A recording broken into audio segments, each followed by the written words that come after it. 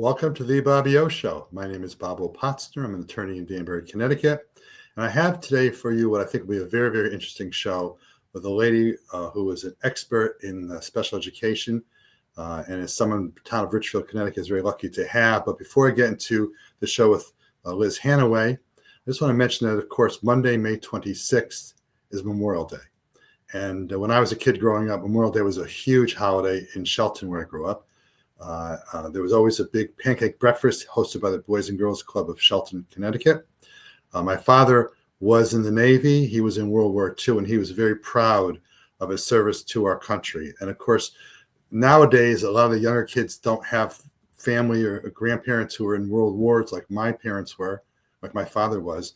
And they may not remember how significant today or Memorial Day is. And that is to remember those who have died, but those who have died in service of our country.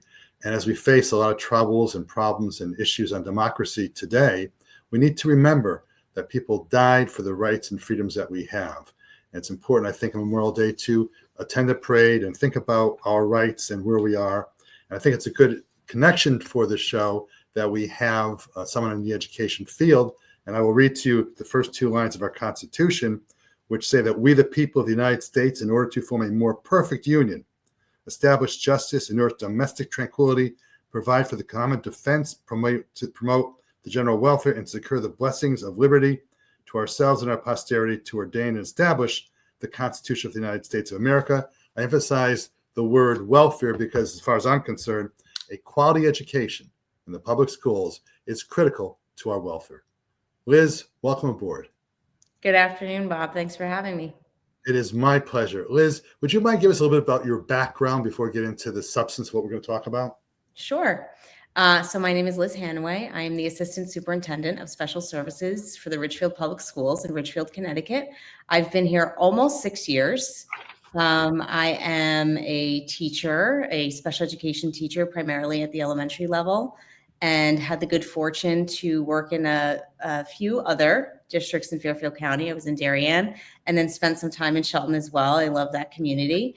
And I serve the families, students, and community of Richfield in particular for those students who have disabilities, but as well as a whole variety of special services. So whether that be students who require second language services for the acquisition of English, students who require medical services, counseling, homebound, hospitalization services, a whole variety of things for families in need. And Richfield's, you are right, it's an amazing community, and I love being here. And thank you for mentioning that you worked in Shelton for 4 years. I'm born and raised in Shelton, Connecticut. I live now in Richfield for many years, but I'm still Shelton born and Shelton bred. And I appreciate you're in both districts. The job you have is particularly difficult. It's a very difficult job, and you do a great job doing it. Tell me, essentially, when it says special services, you touched on it a little bit about what special services mean, but it's not just special education. It's a lot more than that. Do you want to touch a little bit about what your responsibilities are, please? Sure. So my role is to support all students with accessing our rigorous curriculum and instruction. That's really the goal of my job, is what supports do students in specific circumstances require so that they can thrive and learn just like any of the rest of the 43 and some odd change 100 students in our district. So for many students, that includes providing programs for special education services for students with disabilities. For some students, it's around providing accommodations for disabilities or special circumstances. For other students, it's around just pure access, whether that be language-based access, transportation support, transition services. And so really the core of my work is what supports can I provide so that students can progress and learn and thrive, just like any other student who has a right to public school education in the town of Richfield. And as I understand it, and I'm not the expert that you are, but I do know enough from my Board of Education experience, which began when I was 24 years old in Shelton, that every student learns differently. And as I understand it, we try to provide to students individualized instruction to the extent we can. Can you talk about how it is that you focus upon the differences in students, because you can't have a one-on-one for every student in the whole system. But how do you try to balance those two criteria, if I can? Yeah. The mission statement as part of the Ridgefield Public Schools includes a concept called personalized learning. And personalized doesn't mean one-on-one. Personalized means we spend the time to learn and understand each child so that we can figure out the best ways to support them to access and participate as part of a group, but also to make growth based on where their starting point is. So really, it's a dual view.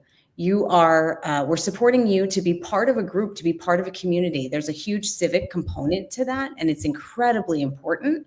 And then there's the individualization part comes into growth, of course, as it relates to standards and grade level and benchmarks, but really looking at where you started and then where you're going to be at the end of a school year. And I think that is the core of what my work is.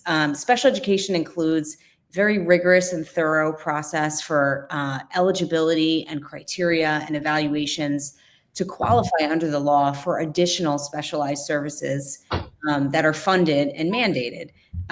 But really what the whole core of all of what Ridgefield does, and really that the research tells us is necessary for students, is to learn the best practices for instruction for all kids. So you're going to get that individualization, not just for those students who need something, quote, special, but that's really the core of what a lot of instruction looks like in any classroom at this stage. And it's not easy. You can't provide one-on-one. We're not a tutoring company or facility by any stretch because we value group instruction. There is a lot to be garnered for students for learning how to be part of a group, how to work together. But that individualization comes from learning students' personalities, backgrounds, and that which benefits them the most if they're going to show what they're learning and thrive. Liz, if you heard a little voice in the background while you were talking, that was my 3-year-old grandson who ran in to show me a new airplane that I apparently bought for him today, unknowingly. But in any event, as he walked in, it made me think, at what ages of students do you focus on? Because special services can go before normal, I shouldn't say normal, maybe a typical starting time for a child, and also at the back end as well. Can you discuss the ages? Sure. Bob, I love hearing little voices. I actually didn't because I'm so used to little voices. Sometimes it takes a lot for me to hear them. And that is a lot of what we all experienced during COVID. So no worries there. We are required by law, not just state, but federal law, to educate students if they qualify as requiring special services under special education, starting at 3 years old. So we don't have universal preschool in Ridgefield. What we have is a special education program for preschool students ages 3 to 5 if they qualify for it.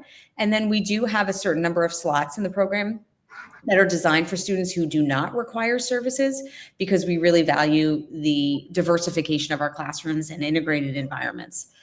So we start at 3 years old for those students who qualify. And then kindergarten starts at age 5. And then, you get all the way through your classic elementary, middle, and high school career, usually around 18, could be plus or minus a little bit for graduating high school. And then not dissimilar to preschool, federal and state law requires for those students who continue to qualify, which is a very, very, very small population of students, they qualify for what's called transition-only services, which are special education services provided to students between ages 18 and 22, again, who continue to qualify, and there is a specific process for eligibility. And the purpose of those services, you're done with high school at that point. You've met the high school requirements. You're no longer in high school. You're provided services to help with community access, community participation, post-high school education goals, and vocational skills, and in some cases, daily living skills. So for me and my work in special services, we start at age 3 all the way up until the June after the 22nd birthday.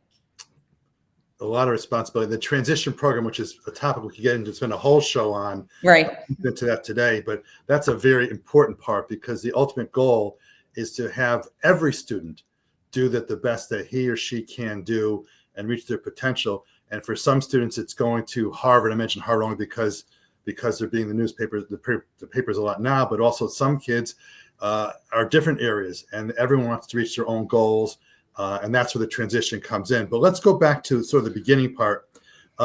How does one qualify for special education services, and whose responsibility is it to seek and find, or to find a child who is in need of and deserving of special education services? Sure. That's a big question I've asked you. That could be a 2-hour lecture, but yeah, no, I can condense it. It's actually pretty straightforward. And I can tell your attorney, because you used a key phrase there, which is called find. So the federal law has, which is called the Individuals with Disabilities Education Act, or the IDEA, has a mandate in it called child find, which is an interesting phrase. But what it essentially means, it is the responsibility of the local public school district to locate, evaluate, and identify students with disabilities in order to make available, should they be eligible, for special education services within the public school domain. Now, there are some families who opt not to attend the public schools, and within Ridgefield, the 2 private school options for school-age children are St. Mary's School and Ridgefield Academy. Individualized education plans, special education services are not implemented in private schools, but even if you attend a private school, you can still have access to the process of that child find, locate, evaluate, and identify. And what we essentially do, what it looks like, is parents can make a referral, or really anyone with knowledge about the student. So it could be a pediatrician, could be a daycare provider, can make a referral to the public school. The public school puts a team together of professionals along with the family to review the referral, to review information that's available. If there is suspicion that there may be a disability present, we propose an evaluation process through the public school district to the family. And there's a timeline in which we're required to complete that within, should they provide consent. And then we come back together, we look at the evaluation results. The state gives us eligibility criteria that we apply the evaluation results to, and then should they be eligible, it's our obligation to propose to them an individualized education plan, or an IEP, for implementation within the public school setting. So for those students who attend our schools, any of those people can make the referral, but the school is regularly collecting progress information in the classroom about students. And we also have intervention processes for students who are needing extra academic support. And so we'll often contact parents and say, we think we need to make a referral. Parents will contact us and say, I'm really worried. I've been noticing this about my child for a long time now, or I've been speaking with a pediatrician. That happens as well. And then for those families of children who attend either a local daycare, if they are between 3 and 5 years old, or if they attend a local private school, sometimes the private schools will contact us and say, we have a concern we'd like to speak with you about, and we'd like to make a referral. And you mentioned a lot in what you just said, and I can ask you several questions, but I'm going to just pinpoint a couple of them.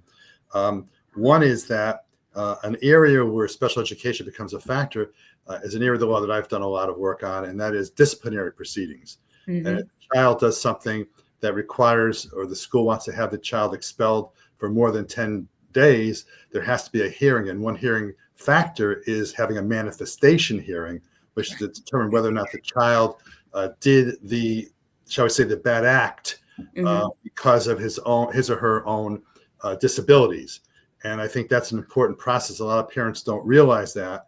And because I was on the Board of Ed for many years, people started calling me to represent the children in these situations. You want to just talk a little bit about, very briefly, about the manifestation process and why the special needs determination is important? Yeah. So we have Board of Education policy, as well as school handbooks that outline our disciplinary procedures. And so we adopt a combination of a restorative approach to student discipline, meaning we want students to learn and restore their relationships in school should they make a poor choice. But then we also have discipline and consequences when needed. And for those students who are identified as having disabilities and receive special education services, even those who don't have an IEP but have something called the Section 504 plan, they have rights in which they are protected from what's considered, when you remove a student from school for more than 10 days, either for repeated suspensions or for potential expulsion, it's considered under the law a change of placement. And so the law says, hey, you know that they have a disability before you go more than 10 days of either consecutive or cumulative suspensions or potentially moving to expulsion. The team, the planning and placement team who designs students' IEP, has to do a manifestation determination review. And the main purpose of that is twofold. It's to evaluate the situation that took place and see whether or not there's a connection between the behavior that took place and the child's disability, and also to make sure that adequate supports are in place for the student. If they are engaging in a behavior that is connected to their disability, that their individualized education plan or Section 504 plan is also updated to accommodate, to support them, so that the likelihood is higher that they don't engage in that behavior in the future. Correct. So it is a protection truly for the student, to ensure that their access to instruction is maintained as much as is possible. And there are times where we have determined it is a manifestation of the child's disability, and we can't go forward with further specific type of disciplinary proceedings, specifically expulsion. And there are other times that we just can't make that connection. We don't see a connection between the disability and the events that have taken place. And in fact, there's actually a pretty famous case called Balby versus Richfield, which occurred when I was on the Board of Education. I was actually on the panel, and the Board of Education, the person in charge, won't mention his name, decided that there was no need to do essentially a manifestation hearing. And I asked the question, "Do you sure you don't need it?" And it went to court, and we ended up having a determination against the Board of Ed. But that's part of our due process. And when people talk about due process in our society, we just can't jump to conclusions. We have to have real evidentiary proceedings. I'd like to talk to you a little bit, because we're running a little bit out of time, mostly because I'm talking too much and I'm not letting you talk enough. But one thing that's bothersome to me, and I'm not looking to get into the political discussion, that's not what you're here for. We could discuss that over a milkshake at Deborah Ann's or something. But on this show, there are some issues about actions being taken by the federal government. I just wonder whether there are any comments you want to make as to any concerns you may have as to the local level of education, especially for special education, that are being now threatened. And again, not the political perspective, but the educational perspective, if I might. Yeah. I think what's being discussed and what we're being told through the State Department of Education are two different things.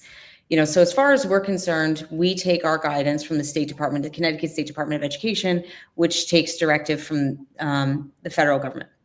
It's very infrequent that the federal government communicates directly to districts, although it can, but most often it's through the State Department of Education. I don't have any information, with regards to special education, that anything that I'm learning is going to change our MO, so to speak, how we identify, how we program, how we service kids, how we make decisions, what we're going to be allowed, not allowed to do. My biggest concern is just the fear that parents have, some parents have right now.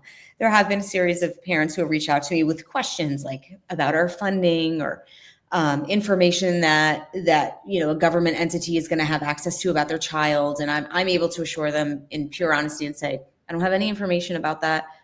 There's nothing that has happened that that's changed anything that we do here in Richfield. So really, for me, my biggest takeaway right now is really just supporting parents to feel comfortable and continue to work with their teams. And when we have information that's relevant for them, we'll share it, but nothing as of right now.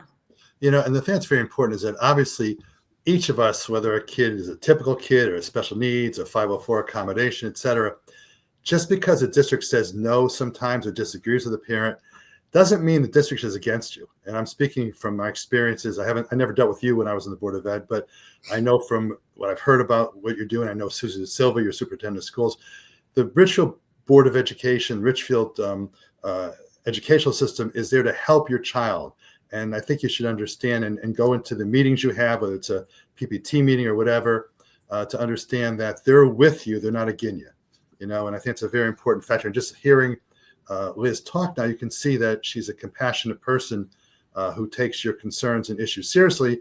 But just like in a legal situation with two lawyers may disagree, that's just doing the right thing and what you think our job is all about, which leads me then to any trends in our population, whether it be in Richfield or nationally or whatever that you are seeing that you think are worth discussing today in the area of special services? I think that Richfield is not unlike most other communities in Fairfield County, as well as in the state of Connecticut, and I would venture to say nationally. Our population of students with disabilities is increasing. Just the sheer numbers of students who require IEP services and special education services is going up. It's grown significantly since I came into district 6 years ago. There's a variety of factors that go into that. Some of it being just stronger evaluation processes, earlier identification, stronger intervention processes on the general education side that allows us to identify students accurately. I think some of it is, I'm sure, societal and who knows what else that I'm definitely not expert enough to identify. What I can say is the numbers are going up. And so sometimes folks will ask, like, gosh, it seems like, we're just needing more. Why is that? And because we have more students. And with more students comes more diversification of need. So it's not just that we have, 40 more students than we had last year. We have 40 more students who present with, maybe a variety of new needs and situations that we don't have currently or haven't had recently. And so that then expands our need for diversification of programming.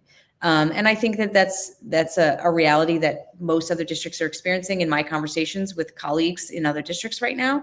And it's a growth that's happening faster than I think the state, from a financial standpoint, is keeping up with as well, and some of the state funding it can provide to districts. So it's a practical reality that boards of ed in most communities are dealing with. It does have budget impacts and financial implications to local municipalities. And so the more people come out and listen to Board of Ed meetings outside of the budget process to hear just the month in, month out doings, and a lot of times we'll talk about special education matters in those meetings, I think the better informed you are to feel comfortable with whatever path your local school district is taking, in particular Richfield. You said something important. That is, knowledge is critical.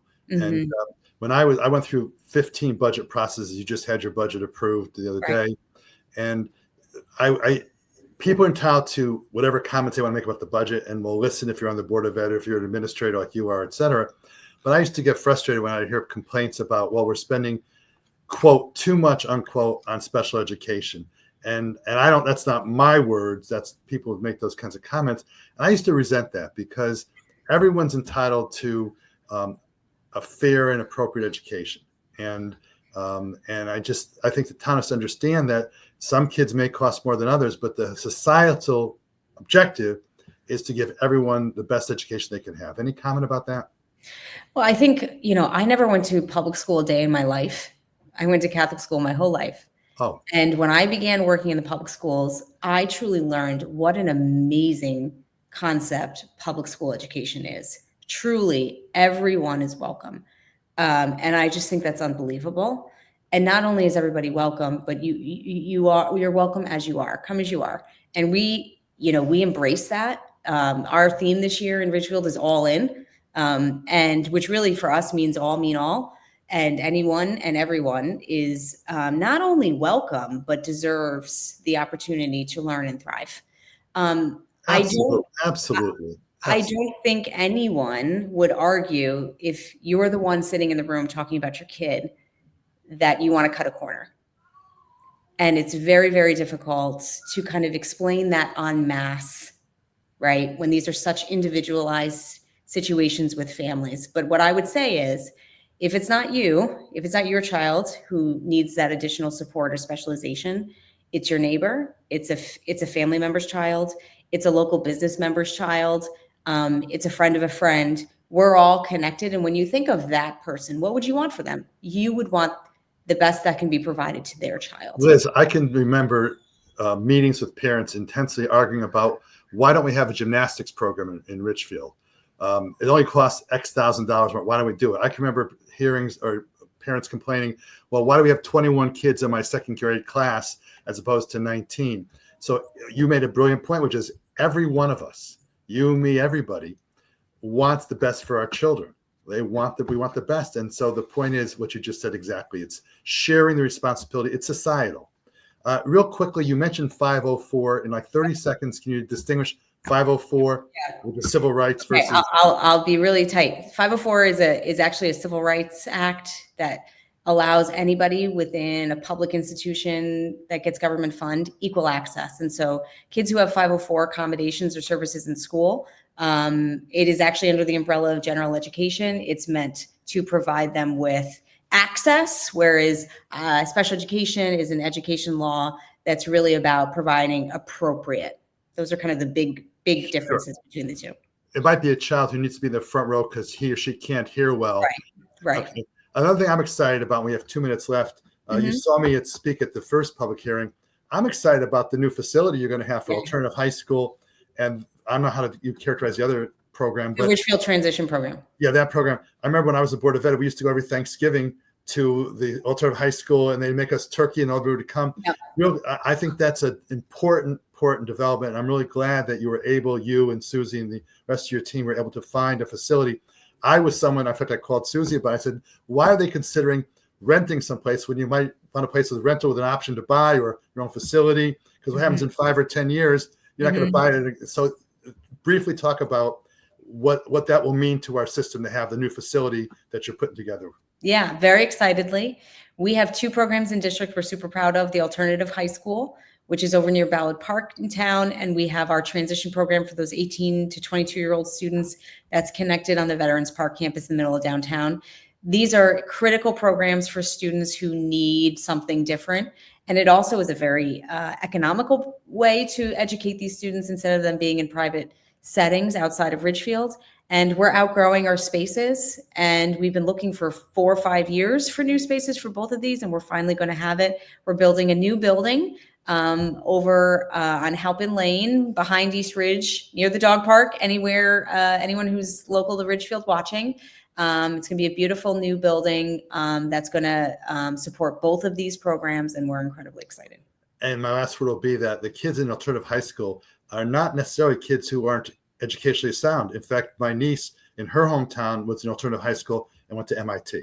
In any event, Liz, the time has flown by as it always does when we speak. It was hard to get you on the show. You're so very busy.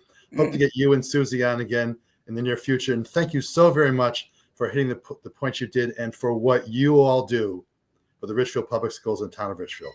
Thank you. We'd love to come back. Always love being here. Thank you. Especially if I bring you some lox and bagels, right? That'd be great. In any event, thank you all. Have a great Memorial Day weekend. This is Bob Potzner on The Bobby O Show. Thank you very much. Thank you, Liz.